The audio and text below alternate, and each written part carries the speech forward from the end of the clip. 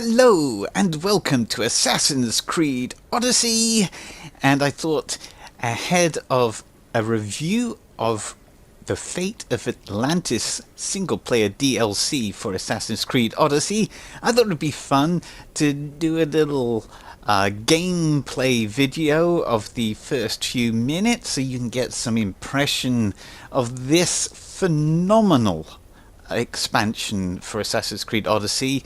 I think it's an understatement to say that it is one of the greatest single-player DLC expansions I've ever played, and the contrast in this expansion to anything previous to it that you can play in Assassin's Creed Odyssey is quite amazing.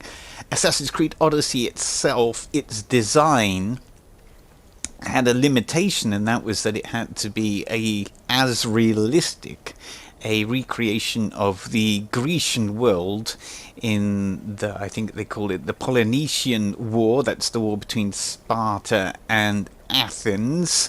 At that time the Greek world was in that conflict to see who would rule, and of course the game world is a recreation of the Grecian area of the world, the Greek Isles there at that time, so it's grounded in historical accuracy, whereas the Fate of Atlantis allows the designers to break free from a historical recreation into mythological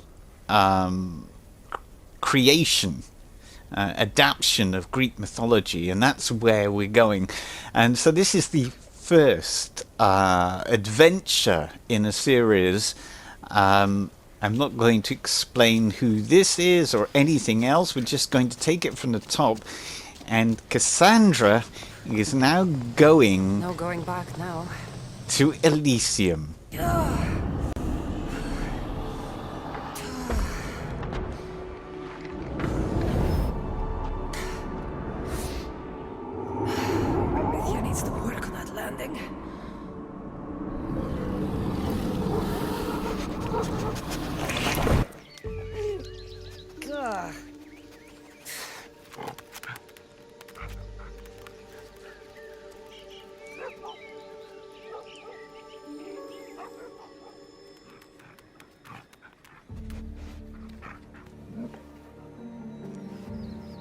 And so this is Persephone, or Persephone. You don't belong here. Goddess of the underworld.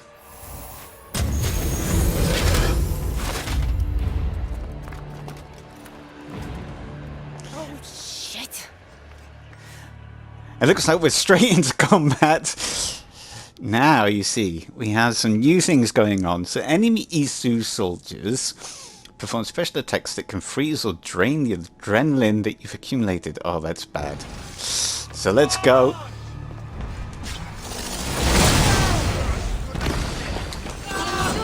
I've got to try and remember all my abilities here.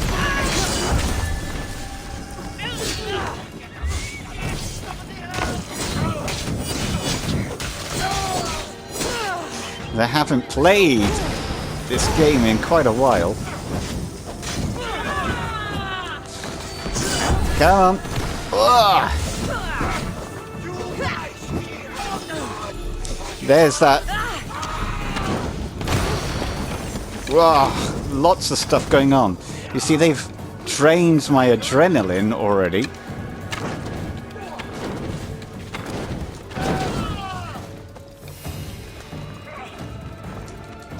Oh, come on. Playing chicken with them now.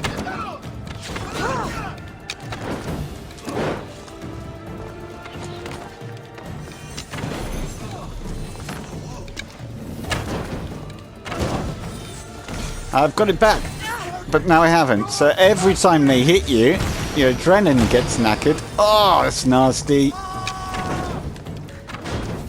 Having to rely on my ranged attack here because I just don't have any adrenaline. I don't want to get too close.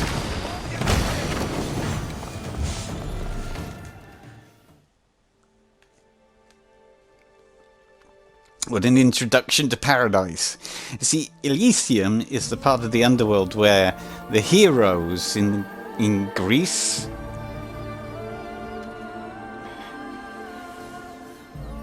There you go. Look how beautiful this is. Where the heroes and those judged worthy would go. It's the equivalent of heaven. And look how beautiful that is. And as I said, the designers just... It's so spectacular. Freed from the constraints they had. But they've still managed to kind of ground it in a kind of realism.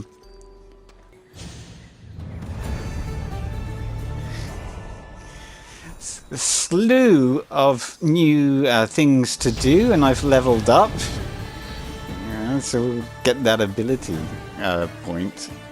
But look how beautiful this place is. It is absolutely spectacular. Let's see if there's anything to... no, anything to loot? Probably not. That's a portal that lead back... to the Greek world, the contemporary time.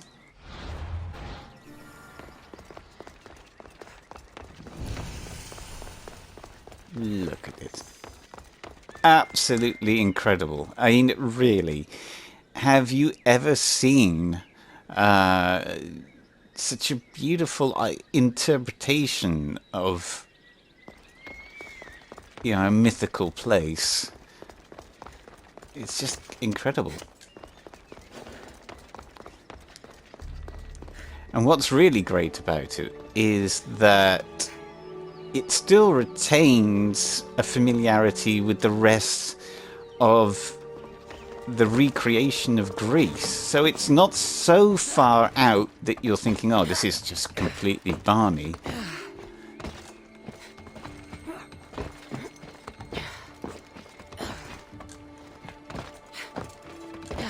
Oops, excuse me.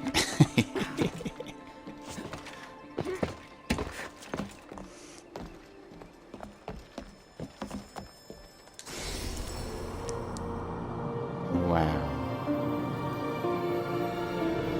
And the waterfalls that cascade as a barrier around this plain, yeah, it's just really, really spectacular.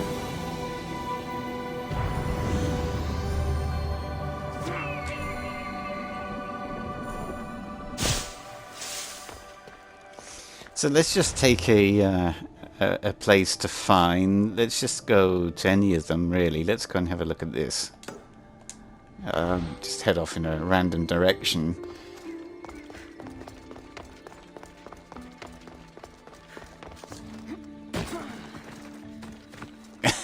Just beautiful. Beautiful.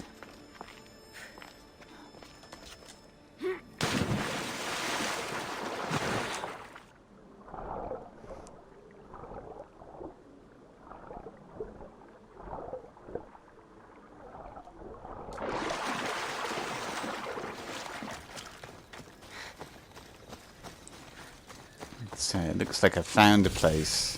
Oh!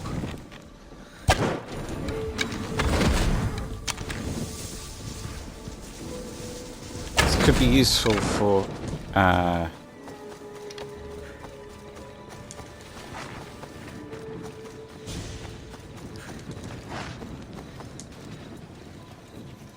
have no idea what's here. I have a feeling I remember, yeah. This could be quite tricky. So we're going to try and do some assassinations here. Yeah, destroy them.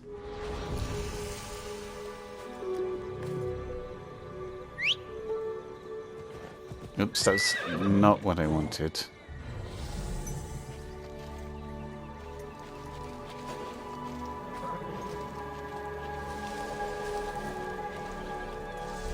I should be extra careful in this area. Going to try and do is assassinate them.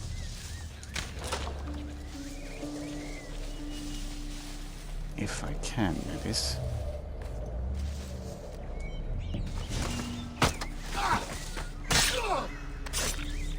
I still remember how to do this.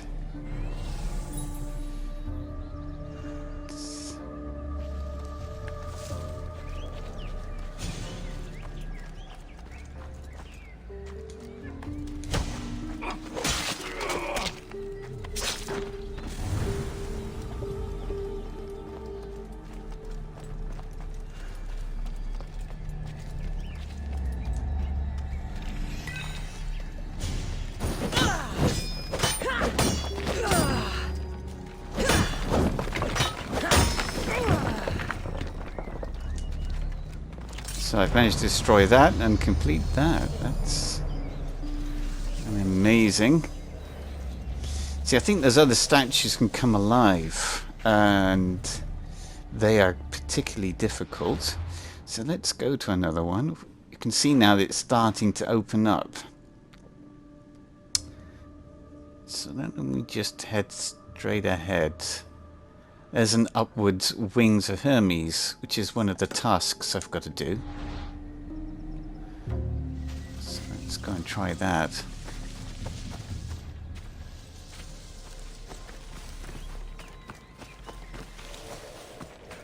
And it's the kind of environment that begs you to want to explore it and find out and just go off in a direction. And we saw that there are plenty of tasks for her to do. She's not going to be getting out of Elysium, however you want to describe it. I should think it's Elysium. She's not going to be leaving anytime soon. It's going to be a lot more complicated than she thought, because she's going to have to take on Persephone. Persephone. Persephone.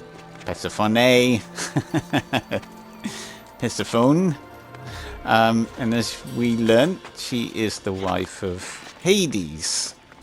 And she's created this place. Unfortunately, she's... The Wings of Hermes. Could this be it? Well, can you climb? It's so beautiful. They must have had a lot of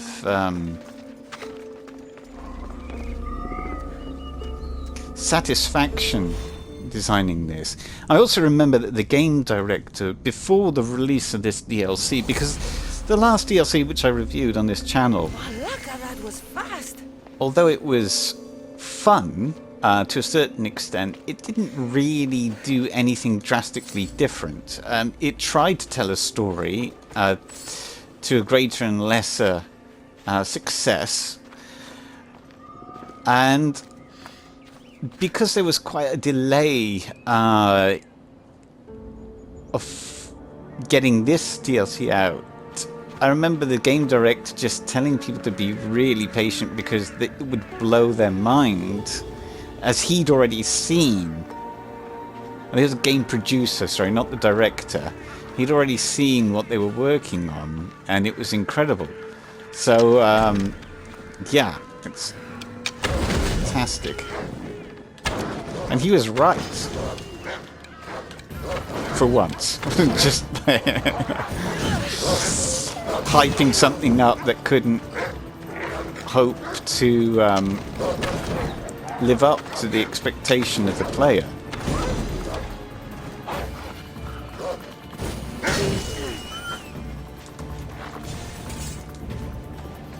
Oh, I've got a quest item. I'm not even sure what that was for.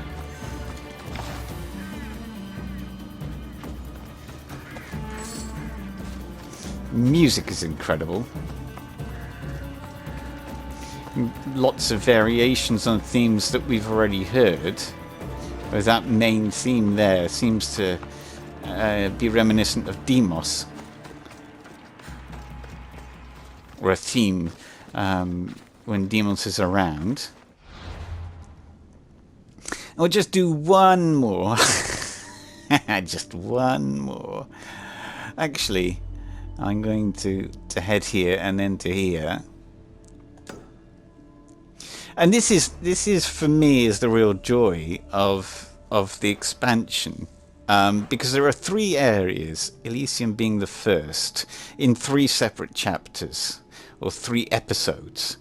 And it's the exploration this kind of idea I love about open world or semi-open world, as this structure is, semi-open world or open world adventures, having that ability to go and find things that aren't described, they're just points of interest. And it's great.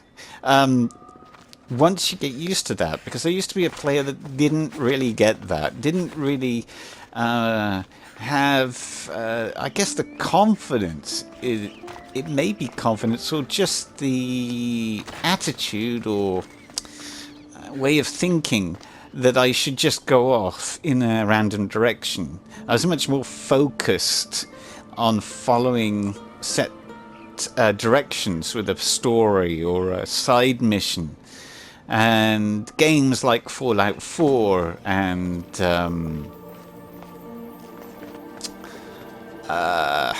oh blimey, that's Skyrim,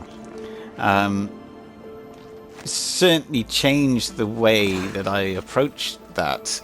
And a game like this allows you that freedom. And if you can get used to that idea that it doesn't, you know, there's no obligation to follow a set pattern. You know, because if you go to an area that's just too hard for you, then you just leave it and go somewhere else. I remember seeing a particular reviewer who didn't like Assassin's Creed Odyssey at all.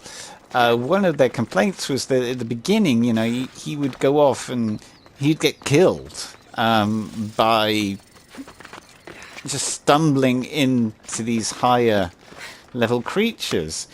And he wasn't an inexperienced player, but he sounded like somebody who'd never played a role-playing game before. And he wanted to criticize the game for having that very aspect, a crucial, elementary aspect of role-playing games, which is there are always going to be graded levels of difficulty in the creatures in the environment.